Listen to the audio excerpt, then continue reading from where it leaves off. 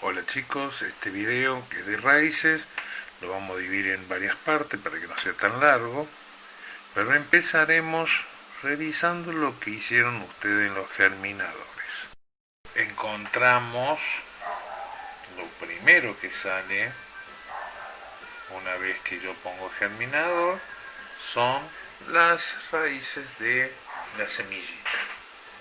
En realidad la raíz es originada del embrión, de la parte radicular del embrión.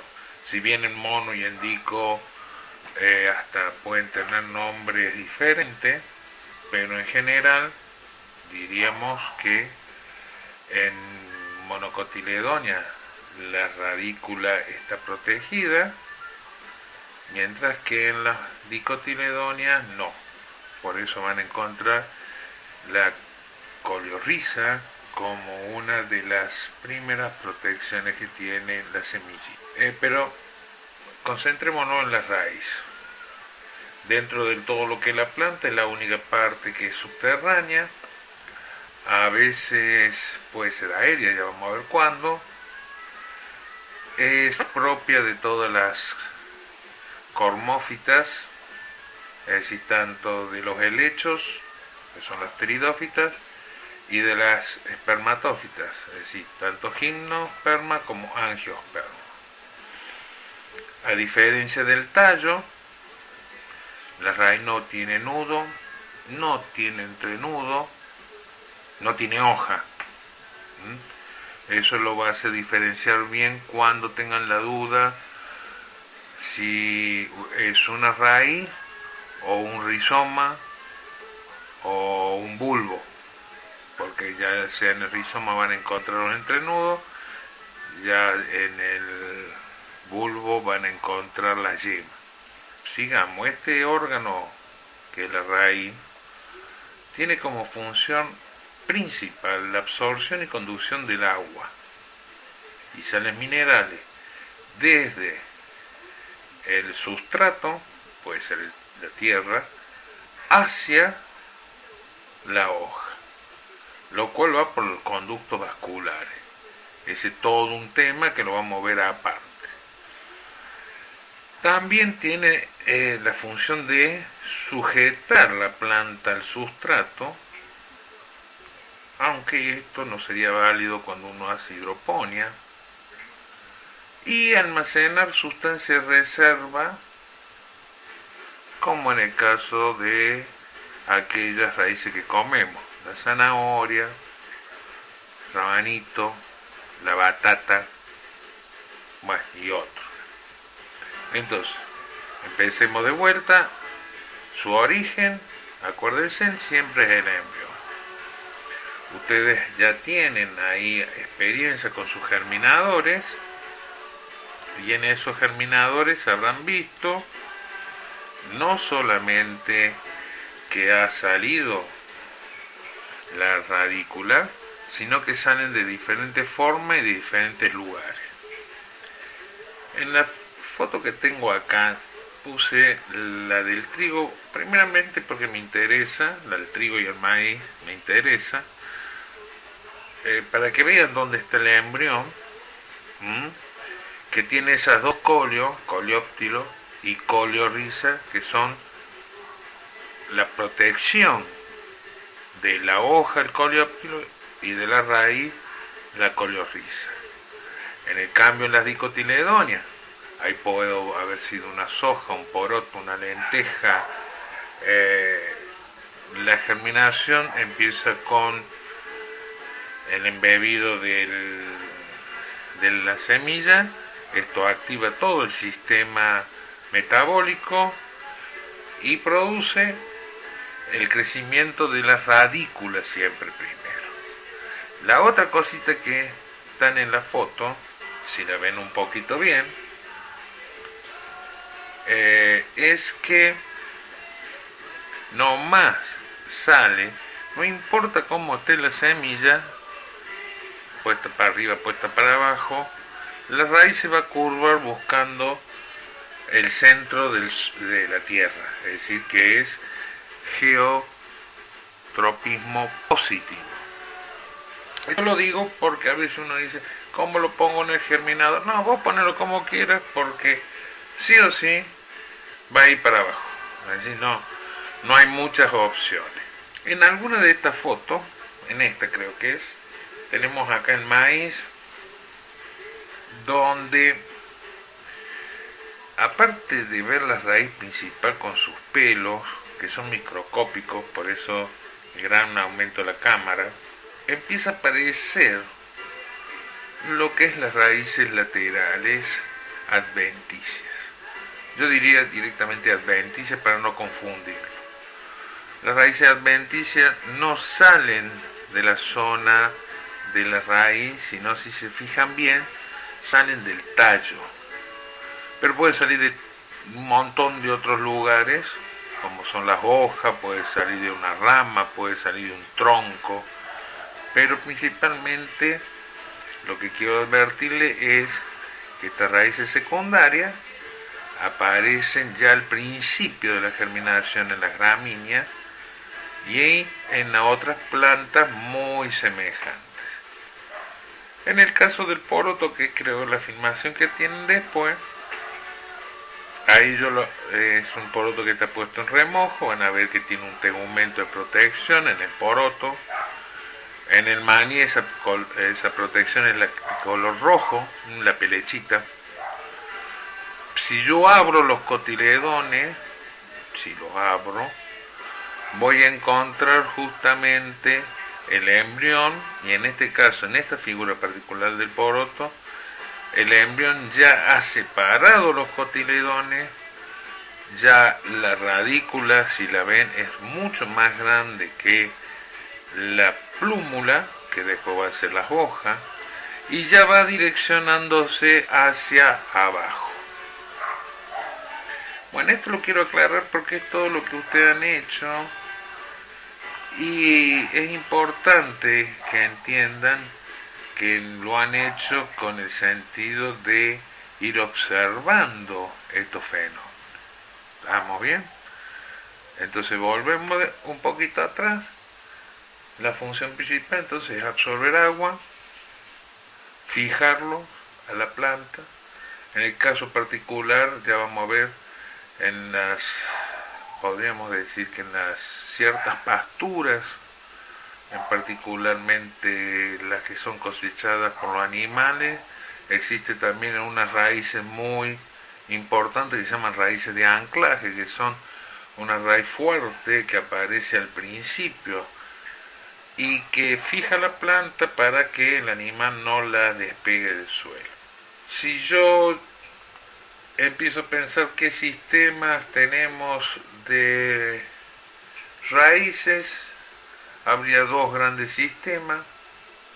En dicotiledóneas estarían los alorrizos y en las monocotiledóneas los homorrizos. En el caso de los alorrizos, saben tener también dos características. Primero, que la raíz viene del embrión, una. Segunda, que puede tener diferentes nombres, pero normalmente le llamamos pivotante, principal o axomorfa. ¿Por qué? Porque hay un eje bien constituido.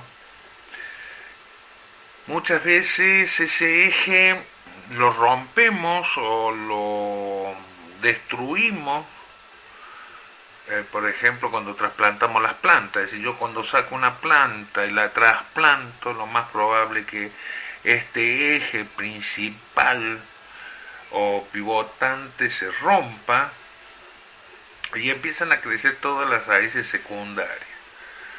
Es decir, que el sistema tan notoriamente vertical va a cambiar a otro tipo de sistema en que predominan las raíces secundarias. No hay tanta diferencia entre una y otra. Posiblemente, si yo tuviera que acotar algo más, podría equivocarme, pero la raíz principal es la más profunda y hace un anclaje en hondo. las raíces secundarias normalmente hacen un anclaje desde la superficie hacia abajo. Ustedes tienen que pensar siempre que lo que ven arriba está abajo. Es decir, todo lo que ustedes vean en altura, ustedes lo van a encontrar para abajo. Bueno, en el caso de las monocotiledonias, el sistema cambia, porque la raíz embrionaria muere temprano. Al morir temprano, empiezan a predominar un sistema de raíces adventicias, totalmente adventicio, en forma de cabellera, muy prominente, tan prominente que justamente las monocotiledonias han sido uno de los grandes fijadores de terreno por la cantidad de raíces que tiene. El embrión, en este caso, ha perdido ya su capacidad de crecer, la raíz, ¿cierto? Y muchas veces muere. En cuanto a la figura que sigue, podemos ver su clasificación. Aquí es una clasificación muy rápida, ya sea por su duración, en realidad es la duración de la planta, puede ser anual, bianual o perenne, por su consistencia, herbáceas, leñosas, carnosas. Normalmente las carnosas son las que comemos o las que tienen mayor sustancia de reserva. Después por su origen, que dijimos recién que puede ser embrionario normal o adventicio. Por su forma, bueno, acá lo vamos a tratar de explicar de otra forma. Estarían las pivotantes típicas y estaríamos el otro tipo, que serían las fibrosas o fasciculadas, es decir, aquellas que parecen un manojo, una mecha. Por su hábitat, ya vamos a ver algunas, les voy a mostrar. La mayoría son terrestres, pero también existen aéreas y también existen acuáticas. Normalmente las aéreas tendríamos de dos tipos, las parásitas y las no parásitas, pero eso ya sería otro cuento. Son raíces, es decir, las parásitas son raíces que se introducen dentro de las ramas o del tronco de su planta huésped y absorbe sustancias nutritivas de estas plantas, mientras tanto producen su propio fotosintato. Aquí le voy a dejar un ejemplo de una hemiparásita que se encuentra en los bosques autóctonos de Córdoba, que se llama liga. La transporta un pájaro que deposita la semilla, esta nace, crece, se introduce en la rama y a partir de ahí absorbe los nutrientes de la rama, aunque por sí mismo fotosintetiza perfectamente hasta florece como lo ven en la figura. Esta planta ataca normalmente la planta de coco autóctono, los aromitos y otras autóctonas del bosque cordobés. En vez de las epífitas no parásitas, sus raíces cumplen funciones distintas, no muy conocidas, porque hasta el día de hoy todavía se tiene a discusión cómo hacen, pero hay una estructura diferente de la raíz común que se llama velamen, que se cree que tiene la capacidad de absorber la humedad ambiental, porque eso justificaría, por ejemplo, el caso de todas las orquídeas. Las orquídeas viven en los trópicos, entonces son capaces de absorber esa humedad que existe en su alrededor. Pero también tenemos como epífita el clavel del aire, la que están colgados ahí en los tendidos de cables, y bueno, y esa cómo trabajan si nuestra zona es seca y sin embargo viven. Bueno, justamente acá es la discusión de qué parte de la planta es la que absorbe agua y permite el crecimiento de la planta. Acá traje a cotación 5 ejemplos para que ustedes vean algunas características que yo quiero que cuando están en su mesa o están en la cocina o van a la verdulería observen. En el caso de la zanahoria es muy simple, es una pivotante bien típica. Típica quiere decir que es la que se toma de modelo, eso es típico. ¿Por qué? Porque si ustedes a veces compran, van a ver que aún les quedan los pelos absorbentes o raíces secundarias a veces, porque son gruesitas, y que normalmente están en todos los platos porque son ricos en almidones, más allá del caroteno que uno lo come para tener mejor color. El otro caso es la dalia, que es un ornamental. En este caso las raíces son tuberosas, no es un tubérculo, la raíz es tuberosa. ¿Qué quiere decir eso? Que parece un tubérculo, pero es una raíz. Por su forma, si ven la foto, son un manojo, entonces son raíces también fasciculadas.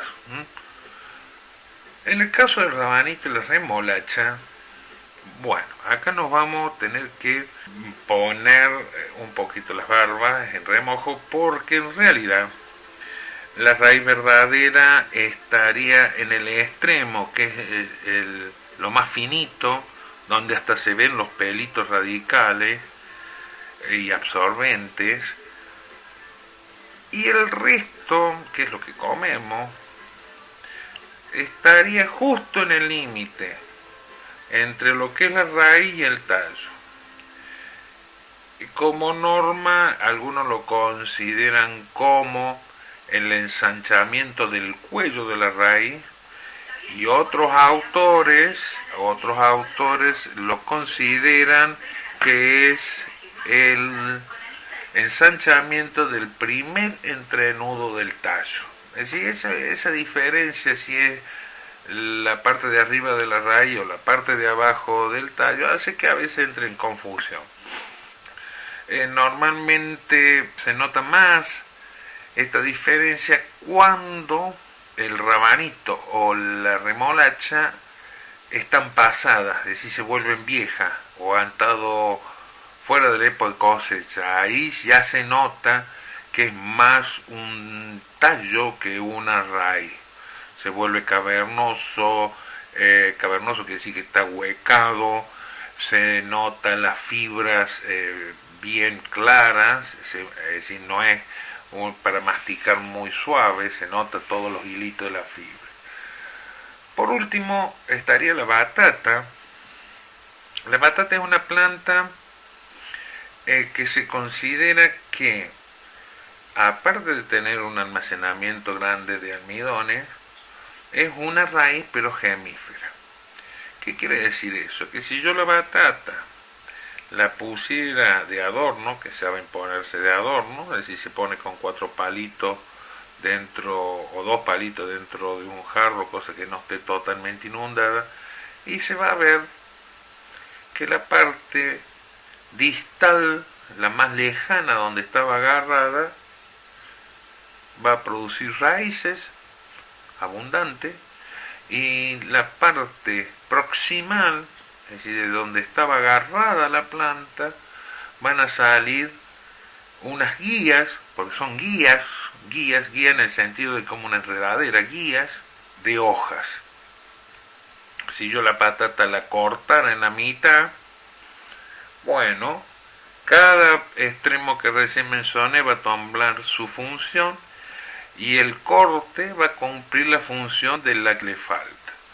Es decir, que la batata puede llegar a brotar, pero lo común de la batata es que el productor justamente aproveche estos gajos o pequeñas ramitas y trasplante esas ramas para obtener nuevamente el cultivo. También he puesto Algunas raíces, en este caso son epífitas, que es la que nombré recién, el caso del clavel del aire y la de arriba, y las de abajo serían las orquídeas. Le he puesto una figura en la que tenemos una raíz gemífera. Ustedes vean que la raíz va alargando plantas a través de el suelo. Eso se da mucho en olmo y álamo, por eso se hace en bosque o en los chañares. La foto de arriba al lado es la famosa higuera religiosa o de Bengala, que tiene raíces columnares que sostienen las ramas, siendo tan grande que pueden tener un diámetro de más de 50 metros. Y la última, la de abajo, son los maglares. Los maglares son una planta que viven a la orilla de ríos o los mares y que tienen los neumóforos capaces de tomar aire de arriba de la raíz y estar sumergida en algún momento del año. Como le dije, la raíz estándar o típica sería la de la zanahoria, y ahí yo le pongo una figura en que muestra las partes más importantes: el cuello, que es donde se une con el tallo, la parte suberificada, que está por debajo del cuello, y es donde se forman las raíces secundarias o laterales. Después viene la zona de los pelos absorbentes, y ahí justamente está la mayor concentración de pelos. Hay una zona de alargamiento. En esta zona de alargamiento lo que hay es división por mitosis de todos los otros tejidos que vienen del meristema.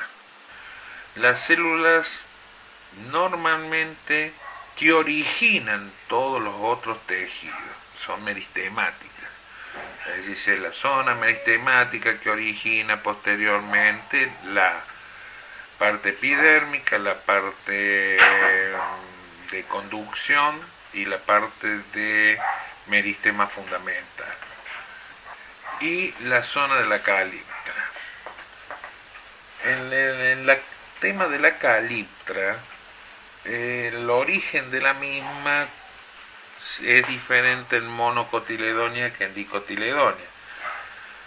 Pero en ambos casos, aparte de la caliptra, que sería la cofia, la parte que penetra en el suelo, esta normalmente tiene una sustancia mucilaginosa, es decir, como ¿cómo le diríamos? Como una vaselina o una sustancia refalosa que favorece la entrada de estas raíces cuando crecen.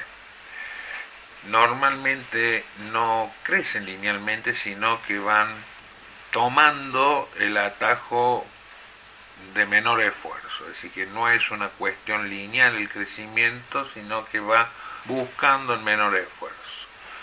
Aún así, yo aparte le he puesto una figura de esta caliptra, porque para que vean que se va gastando y se tiene que ir renovando constantemente para poder atravesar el suelo. Yo a veces hago una comparación de la fuerza de estos extremos, la raíz. Ustedes calculen que sería la fuerza que haría una aguja poniéndole arriba un peso de 1000 kilos. Es decir, es muy grande la fuerza que hace estos pequeños raíces para atravesarlo. Aún así,